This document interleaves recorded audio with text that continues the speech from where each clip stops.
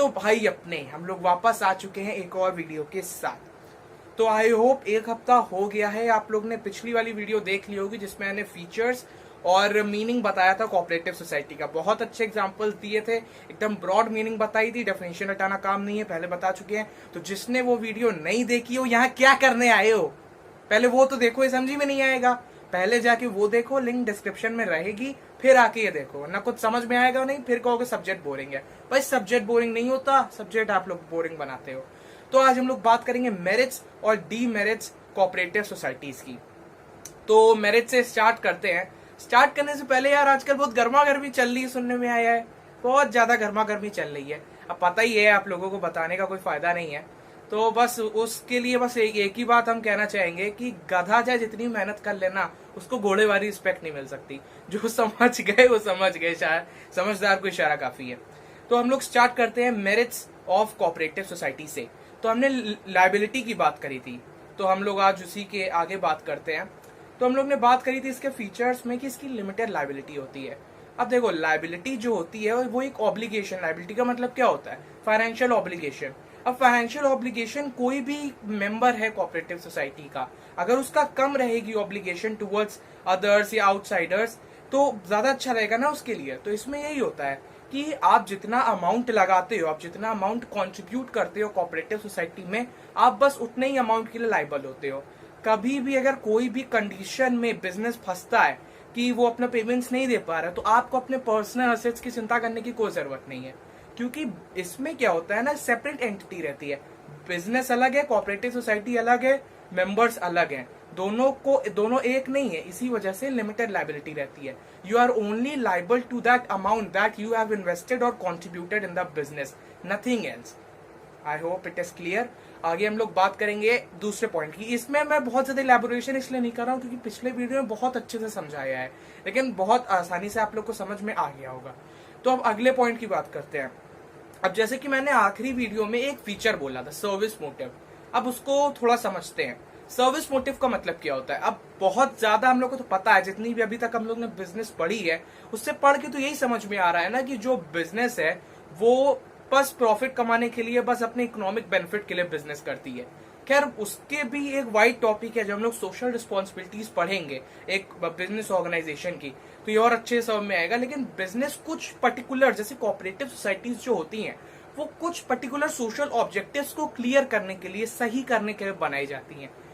थोड़ा बहुत बताते हैं इसमें। कुछ cooperative societies like farmers cooperative society, farmers cooperative society जो होती है, वो फार्मर्स का जो प्रोडक्टिविटी होती है, उनके पास इनपुट्स की भी कमी होती है फार्मर के पास, क्योंकि बहुत ज्यादा अवेयर तो होते नहीं है, बहुत ज्यादा पढ़े लिखे तो होते नहीं है, उनको अवेयरनेस नहीं होती है कि कैसे हम लोग प्रोडक्टिविटी बढ़ा सकते हैं और किस दाम पे, मार्केट प्राइस में हम लोग इससे अच्छे दाम पे इसको बेच सकते हैं। तो उनके पास अवेयरनेस कम होती है। तो ये जो कोऑपरेटिव सोसाइटी होती है, ये उन फार्मर्स को इनपुट्स देती है, like seeds, high yielding variety, HYV, high yielding variety वाले सीड्स प्रोवाइड करती है, इरिगेशन फैसिलिटीज देती है, समझाती है कि कैसे आप अपनी जो प्रोडक्टिविटी है क्रॉप की उसको बढ़ा सकते हो। तो ये एक एग्जांपल से ये समझ में आता है कि कुछ पर्टिकुलर ऑर्गेनाइजेशंस बिजनेस वर्ल्ड में भी, बिजनेस वर्ल्ड में माइंडेड, बिजनेस वर्ल्ड में भी कुछ पर्टिकुलर ऑर्गेनाइजेशंस ऐसी होती हैं जो किसी सोशल ऑब्जेक्टिव को अचीव करने के लिए बनाई जाती हैं।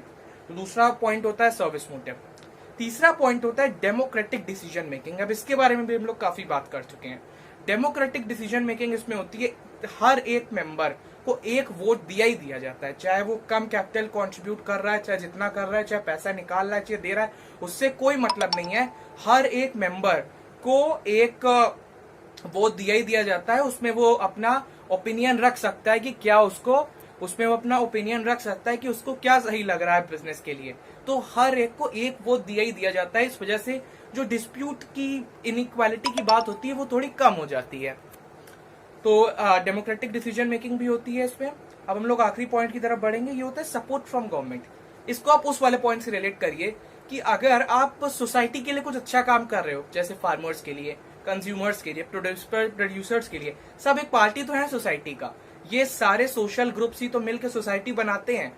तो गवर्नमेंट भी सोसाइटी का अच्छा करना चाहती है। गवर्नमेंट का मेन मोटिव क्या होता है, पैसा कमाना नहीं, टैक्स लेना नहीं ज्यादा ज्यादा। गवर्नमेंट का मेन मोटिव होता है सोशल वेलफेयर। ये इकोनॉमिक्स में है, सोशल वेलफेयर, उसकी भी बात करेंगे, चिंता ना करिए, ये तो खत्म हुए पहले।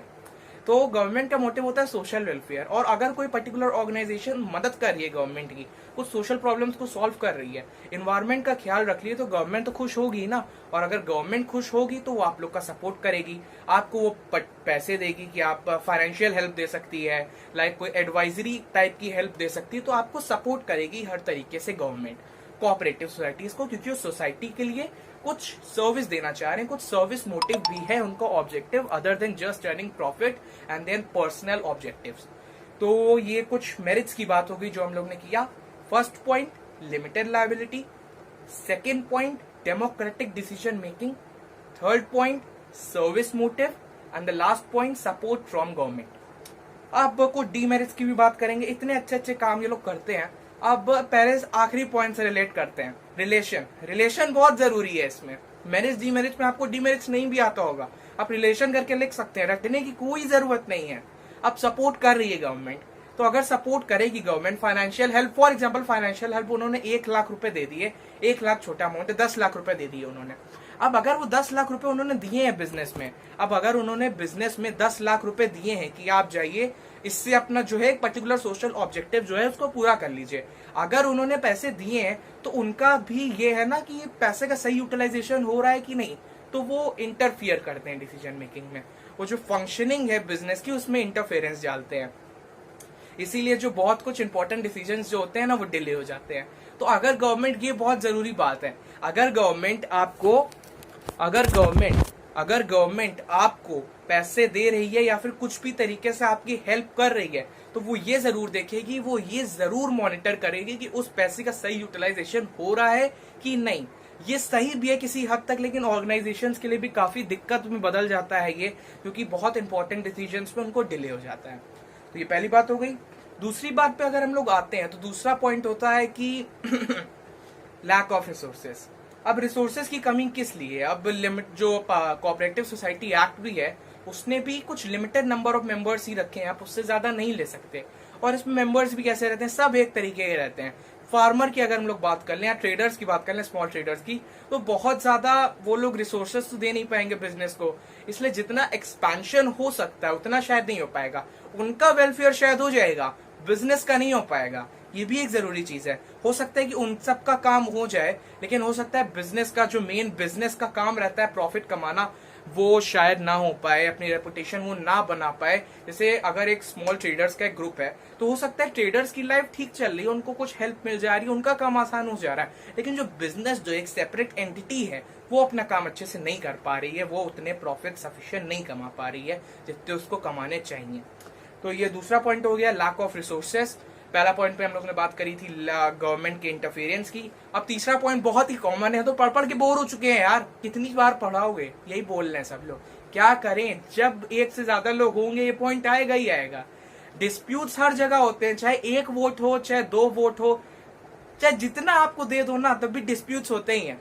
इंडियन इलेक्शंस का एग्जांपल ले लो, इंडियन इलेक्शंस में भी कितनी इनइक्वालिटी से होता है, फिर भी डिस्प्यूट होता है कि नहीं इतना। अरे ये बन गया यार, मोदी सही काम नहीं कर रहे हैं, मोदी जी सही काम नहीं कर रहे हैं। भाई कैसे नहीं सही काम कर रहे हैं? बनाया तो तुम ही ने है। अब जब तुमने बनाया है, तुम कैसे बोल रहे हो सही काम नहीं हो रहा है? सेम चीज कोऑपरेटिव सोसाइटीज में भी हो सकती है कि आप बोल तो रहे हो कि ये मेरा वोट है, हमने वोट दिया है, फलाना टिमकाना जो भी हो, लेकिन नहीं, मेरे डिसीजन का वो नहीं माना जाता।